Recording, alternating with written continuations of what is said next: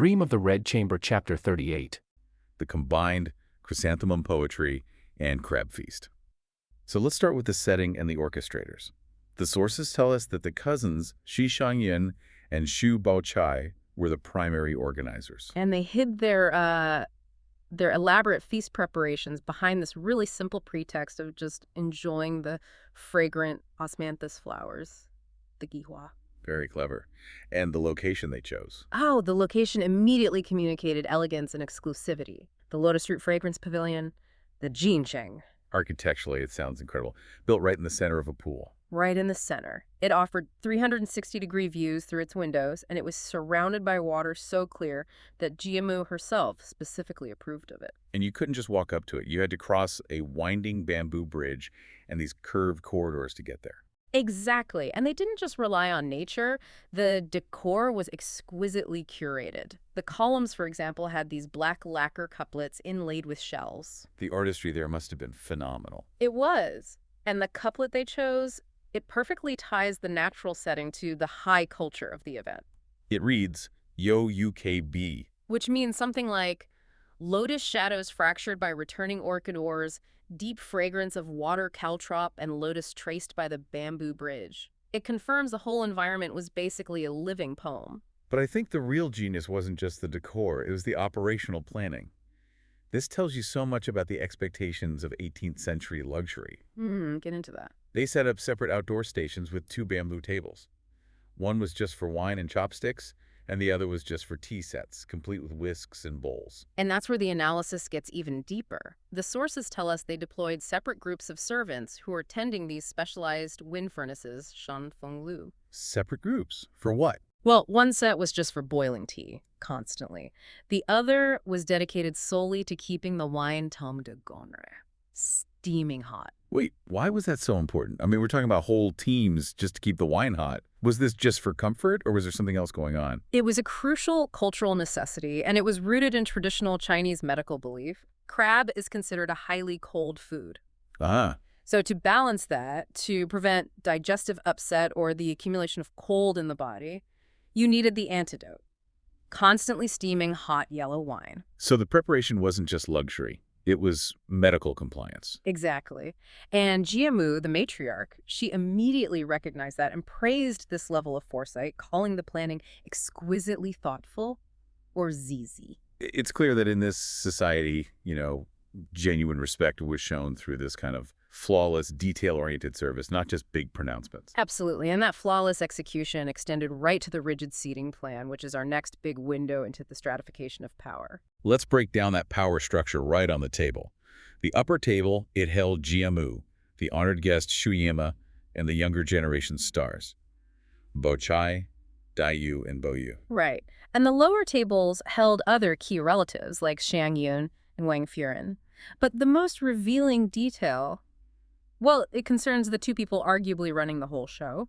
Li Wan and Wang Shem, or Feng Ji, the brilliant, ruthless manager of the household. Precisely. And the sources call their positions virtual seats, sishizuei, at a table near the door. The implication being they were placeholders, they didn't actually sit. They didn't sit. They primarily served Jiamu's and Wang Furen's tables. And this is a critical insight.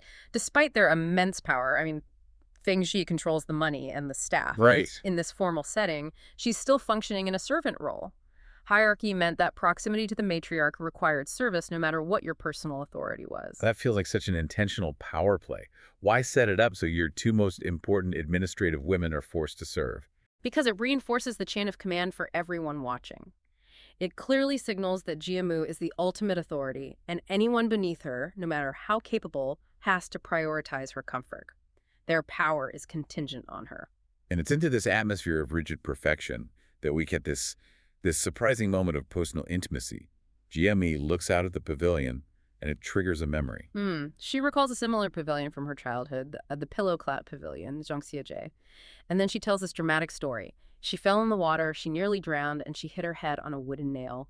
And she still has the physical evidence, a fingertip-sized indentation on her temple. Can you just imagine the shift in the atmosphere? The most powerful woman in the room shares a moment of vulnerability, of near death, in front of everyone. The silence must have been profound. And this is the exact moment where Fengji, the quick-witted manager, shows why she is so indispensable. She doesn't wait. No, she doesn't wait for a formal, stiff response. She jumps in and uses high-risk, transgressive humor. She interrupts the matriarch's solemn memory. And she flips it. She turns it from vulnerability into a celebration. Totally. She jokes that the injury wasn't an accident, but a divine intervention, Shen Chagung Sheng, that created a perfect little container, a wur, specifically to hold her immense fortune and longevity. She compared Jiamu's head to the god of longevity. She did. It's social genius. She risked total disrespect to deliver the highest possible compliment. And it worked. It was electric.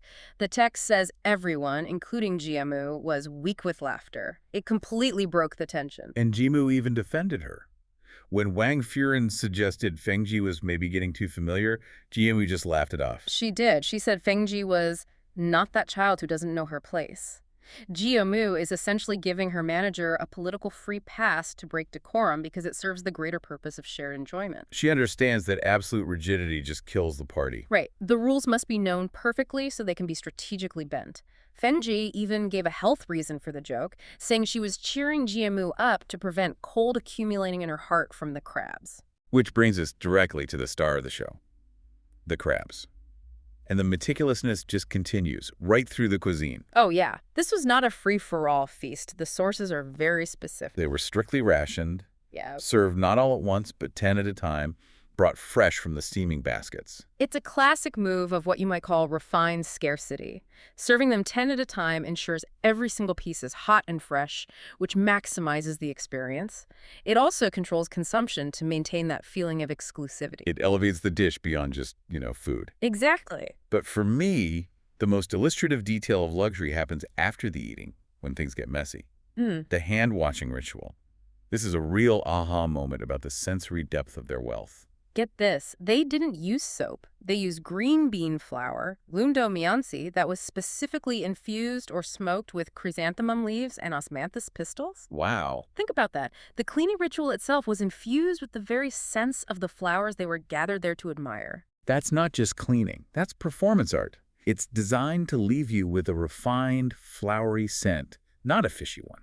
Imagine that level of total sensory integration in your life. And this refinement, this generosity, it extended outward. Xiang Yun, as the host, made sure the entire household benefited. She sent 2 plates of hot crabs out to the concubines, Zhao Yinyang and Zhou Yinyang. The ones who weren't invited to the main table. Correct.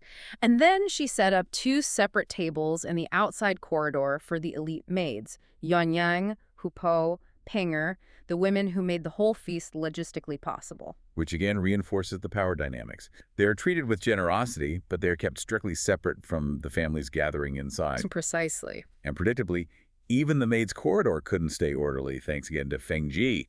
This is where we get that wonderful glimpse of the highest authority figures mixing with the servants. Feng Ji, finished with her duties, wanders out and immediately starts demanding food and wine from them. I mean, she literally steals a cup of wine from Yuanyang and a shell of crab yolk from Pinger. And the banter gets really spicy. She starts teasing Yuan Yang, saying her own husband wants to take Yuan Yang as a concubine. Which is a massive threat, even as a joke. It's a power move masquerading as teasing. And Yuanyang, who is known for her temper, fires right back.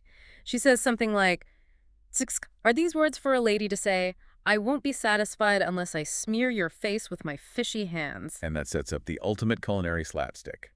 The crab yolk incident. Yes. Pinger, in the middle of all this teasing, jokingly tries to smear a full crab yolk on Hupo. But Hupo dodges. She dodges, Pinger stumbles, and she misses. And the yolk goes straight across Fengji's cheek. Oh, a moment of complete transgressive anarchy. A servant has just smeared food on the face of the household's chief manager. And when Jiamu hears the commotion and asks what's going on, the maids shout back, laughing, that the master and servant are fighting. And the rules just completely dissolve. Jiamu and the entire upper table, even the reserved Wang Furen, they all just burst into universal laughter. That shared laughter is the release valve for all the formality we just spent time detailing. It confirms that for all the rigidity, shared affection, and humor are the true bonds of this family. But that joyous moment didn't mean control was lost. The sources snap us right back to reality after the peak of the laughter. The feast concludes, and Jiamu pivots back to the stern voice of the matriarch. She delivers a serious medical warning. She tells Zheng Yun and Bao Chai, and specifically mentions Daiyu, who had only eaten a little bit of claw meat, that crabs, though delicious, are not good, and eating too many will cause a stomachache. She goes right back to her role as the ultimate authority on health and decorum. It's the perfect end to the meal. Authority reasserted not through punishment, but through caution and care. And after this, they decide against a full cleanup. Baoyu suggests they leave the big round table and the leftover wine and just adopt a more informal seating arrangement for the poetry session. He asks, isn't it better to sit casually? And this is a moment where leisure, of all things, forces them to reveal themselves. You see everything from melancholy to fierce practicality, all under the guise of a party. So let's set that scene. It's autumn. The whole thing is supposed to be a picture of, luxurious leisure. People are eating crabs, drinking wine, just enjoying the season. But right away, even in this perfect setting, you can feel the different temperaments starting to show. It's all about how they approach pleasure. Just look at Bao Chai. Her literary name is Heng Wujun. She's just so measured and observant. What's she doing? Well, she isn't even really focused on the food yet. She's playing with cassia flowers, plucking the petals one by one and tossing them to the fish. It's very contained, almost scientific. She's interacting, but she's always in control. Precisely. And then you have the complete opposite, Daiyu, or Xiaxiang Feizi, the melancholy genius. And she is plainly setting herself apart, isn't she? Oh, completely. She's sitting on an embroidered stool, holding a fishing rod, but the sources are very clear she's not actually fishing. And she hasn't touched the crab. She's there, but she's not there. Exactly. And the others kind of fill the space around these two. Tenchun, Liwan, and Shichen are off watching egrets and gulls. A shared focus. Right. And then Ying Chun is off by herself, completely absorbed, just threading jasmine flowers with a needle. Every single action is like a tiny expression of who they are inside. Okay, let's talk about the food, because the crabs and wine immediately put a spotlight on Daya's frailty. Everyone else is feasting. Bayu is being waited on by Jaren, who's peeling the crab meat for him. He's all in. But Dayu just eats a tiny bit, and almost on cue. She feels unwell. She complains of a slight ache in her chest, and this isn't just, about indigestion. It's a constant symbol of her fragility. The rich food of the feast literally causes her pain. It does. So Bayu, who is always watching her, he just springs into action. And he orders the wine, the shaji, to be heated up for her. So it's another sign of his obsessive need to protect her. It is, but it also shows that even to participate just a little bit, just to take one sip, she needs all this special care. Her vulnerability is always right there on the surface. Which raises a question for me. If she's so frail, why even join the poetry contest? Her participation feels like an act of defiance, in a way. That's a fantastic point. For Dayu, the creative impulse is just stronger than her physical weakness. Poetry is how she truly lives, even if it costs her. Okay, so the atmosphere is set. It's luxury mixed with this undercurrent of tension. And then the contest begins. And the catalyst is Shang Yun. Yes, Pillow of Cloud's old friend. She is assertive, she's organized, she just takes out a list of 12 themes about chrysanthemums and pins them to the wall. It suddenly becomes a formal event. So what's the one rule that really unlocks this whole thing? It's actually the lack of a rule. Shang Yun declares no limit on rhyme. And Bayu loves that. He calls it the correct principle. He does. It guarantees the poems will be a true portrait of their inner worlds. Which makes the process of them claiming the theme so much more revealing. They hook a theme and then add their their literary name. And those names are not just 10 names. They are chosen personas.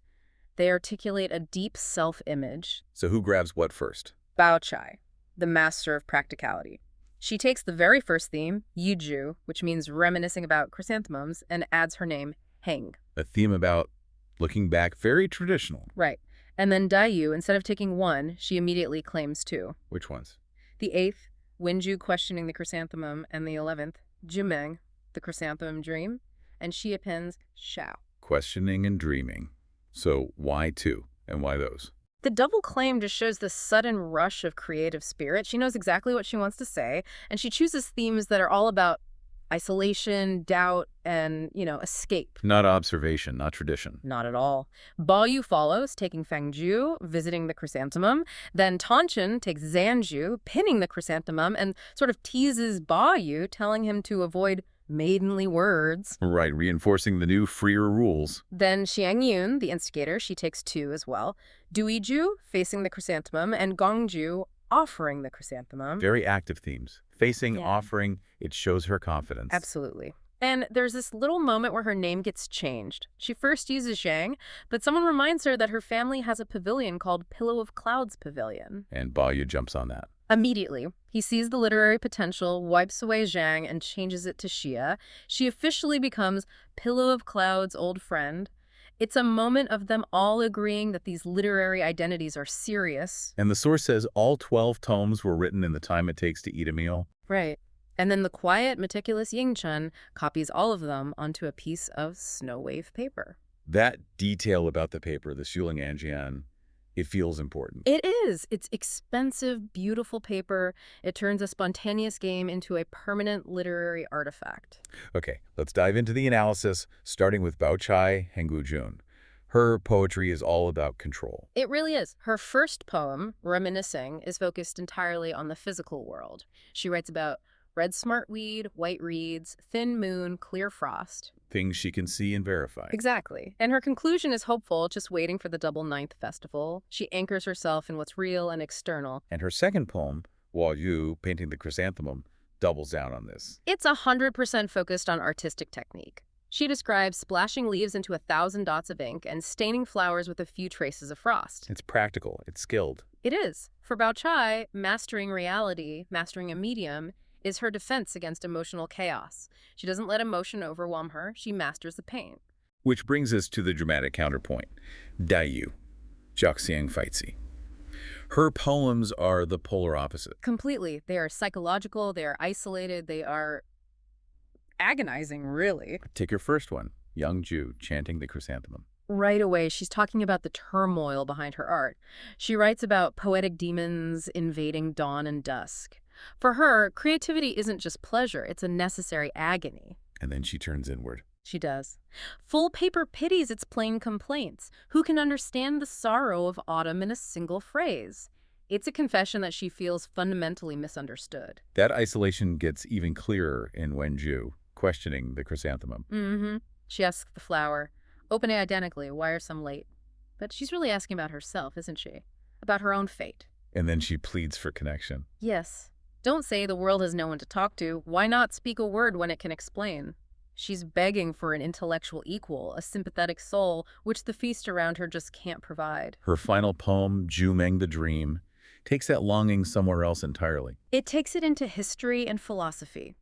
She rejects Shuangzi's butterfly dream, and instead says she's seeking an alliance with Tao Yanming. The famous poet recluse who loved chrysanthemums. The ultimate recluse. She's basically saying, my true companions aren't here. They're in the past, in the world of ideas. Her final escape is intellectual. Such a sharp contrast with Bayu, Yihong Gongzi. His work is just affectionate. It's about nurturing. His whole approach is tender. In visiting the chrysanthemum, he treats the flower like an honored guest. But his poem on planting the flower, Zhangju, is really telling. Wow. Because it's about the physical labor of care. Spring watering, mud sealing, diligently protecting. Baoyu's life and his poetry is all about trying to protect and cherish beautiful, fragile things. Especially the women around him. Especially them. All right, then we have Jiangyun Zhengxia Jiuyu, the host of the party. Her poetry is assertive. It is. Her poem, Facing the Chrysanthemum, sets up this partnership.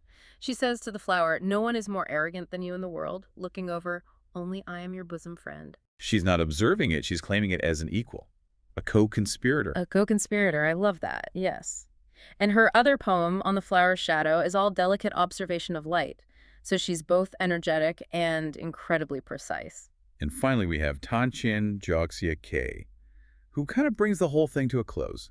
Her work is very reflective, very aware of tradition. Her poem, Pinning the Chrysanthemum, mentions the gentlemen of Chang'an and Tao Yuanming again. She's placing their little contest in a grand lineage. And her last poem, Kanju, the Faded Chrysanthemum, is the perfect ending for the whole set.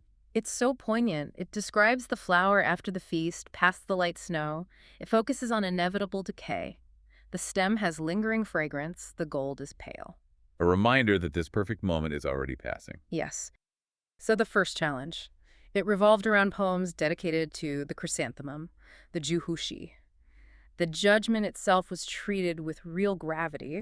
It's described as a zhengping, a public evaluation led by Li Wan, which gives it this air of, I don't know, official seriousness. Even though it's just among friends and family, yeah. You can feel the tension. For sure. And what's fascinating to me is how immediately they focus on technique, not just, flowery sentiment. They don't just read the poems, they dissect them, line by line. And then they answer the ranking. Yeonju first, Wenju second, and Jumeng third. And the overall winner, the Kui, was Dayu. She just swept the board. But I'm intrigued by the focus on the third place winner, the Jumeng poem. If Dayu won overall, why did they spend so much time praising a third place poem? That is such a perceptive question. And the answer, I think, it really reveals their core value system. Okay. Jumeng was celebrated for having a new theme, new poetry, and newer intention. The phrase was Li Gongxin. So originality. Exactly. It suggests that while Dayu might have shown the highest mastery of traditional technique, the judges really prized originality.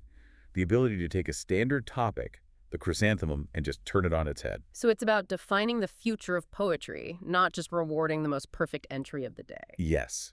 And that's where we get into the really interesting stuff, the granular line-by-line critique. They were judging with surgical precision. Dayu's line, ooh, garden, cold, setting sun, recalling old travels. Right, that one got some very specific praise. It did. It was lauded as applying powder to the backside.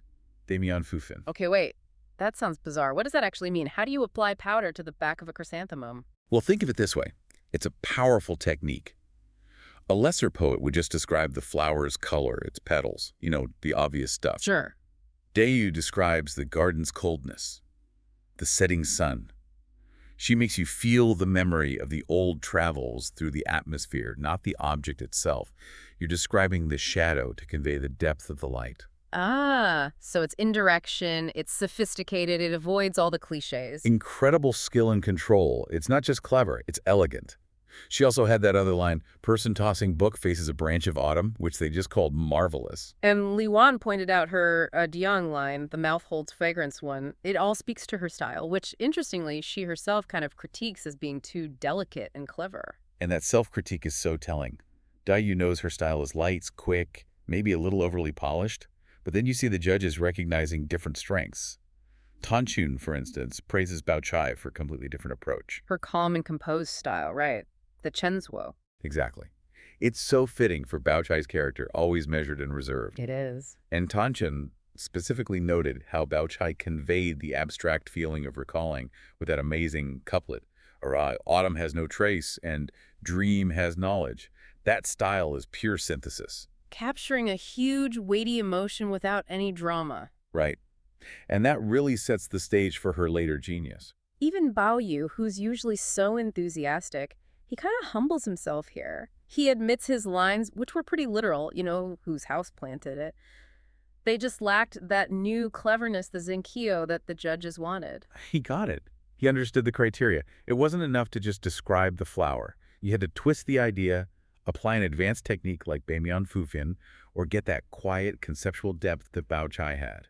I mean, that is some high-level literary critique. It sounds like they needed a break after all that. Definitely. And what better way to reset than with a feast? Right.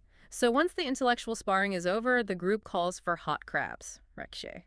The setting completely changes. They move from that contemplative garden to a big, lively round table. It's the perfect setup for a totally different kind of challenge. One focused on, appetite and wit. And after they eat, the mood shifts so dramatically. It goes from refined aesthetics to something much earthier.